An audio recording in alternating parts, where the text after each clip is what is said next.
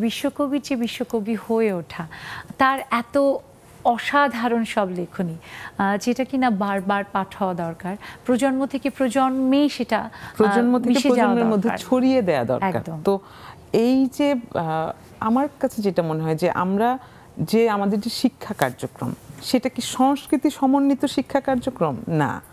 যেহেতু সংস্কৃতি সমন্বিত শিক্ষা কার্যক্রম না, সেহেতু আমাদের ছেলে মেয়েরা কিন্তু সংস্কৃতিটাকে খুব বেশি জানছে না। আর এখন যেহেতু তথ্য প্রযুক্তির যুগে ওরা তো মোবাইল নিয়ে বসে থাকছে, ওরা কিন্তু সাহিত্য পাঠ খুব একটা করছে না, একেবারেই করছে না সেটা বলবো না, তবে সাহিত্যের সঙ্গে ওদের যোগটা খুব একটা তৈরি হচ্ছে না। মানে অন্তরের তো একটা যোগ তৈরি হতে হয় সবকিছুর সঙ্গে। যদি বাংলা সাহিত্যটা পাঠের দিকে ছেলে মেয়েরা ঝুঁকতো, তাহলে অবশ্যই রবীন্দ্রনাথকে জানতে হবে তাদেরকে প্রথমে। তো বাংলাকে জানতে হলে হ্যাঁ, বাংলাকে জানতে হলে আপনাকে রবীন্দ্রনাথকে জানতেই হবে। তো সেই জায়গায় যেমন রবীন্দ্রনাথের লেখাতে আছে যে আগে চাই বাংলার গাঁথুনি, তারপর ইংরেজির পত্তন।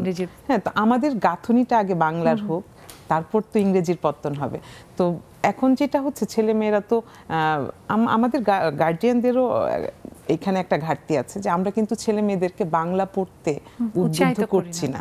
তো সেটা একজন সংস্কৃতি কর্মী হিসেবে একটা ভয়ের জায়গা, একটা আতঙ্কের জায়গা তো আছেই, একটা কষ্টেরও জায়গা আছে। এবং আপনার এই জায়গাটাই অনেক ক্ষেত্রে কি এরকম হচ্ছে যে ছেলেমেয়েরা রবীন্দ্রনাথের হয়তো একেবারে খুবই নির্দিষ্ট নির্ধারিত কিছু কবিতা কিছু গল্প পড়ছে। হ্যাঁ, একদমই নির্ধারিত কিছু কবিতা পড়ছে। আমি যেমন, যেহেতু আমি আবৃত্তির সঙ্গে আছি, কবিতা নিয়ে কাজ করি, আবৃত্তি নিয়ে কাজ করি, সেহেতু অনেক সংগঠনের ছেলে মেয়েদের ক্লাস নিতে হয়। সেখানে গিয়ে যখন রবীন্দ্রনাথকে নিয়ে আমরা কথা বলি, রবীন্দ্রনাথের কবিতা নিয়ে কথা বলি, তখন ওরা বলছে, আপু আমাদের রবীন্দ্রনাথের কবিতা কঠিন লাগে। কিন্তু আসলে তো রবীন্দ্রনাথের কবিতা কঠিন না, অনেক বেশি সহজ। রবীন্দ্রনাথ তো অনেক বেশি সহজ করে লিখেছেন। কিন্তু ওরা কি হয়, এত আধুনিক প্রতিটি শব্দ, এত আধুনিক, এবং রবীন্দ্রনাথের শব্দ ভান্ডার তো আপনাকে বুঝতে হবে যে তার যে শব্দ, সেই শব্দে যে সাহিত্যের রস আছে।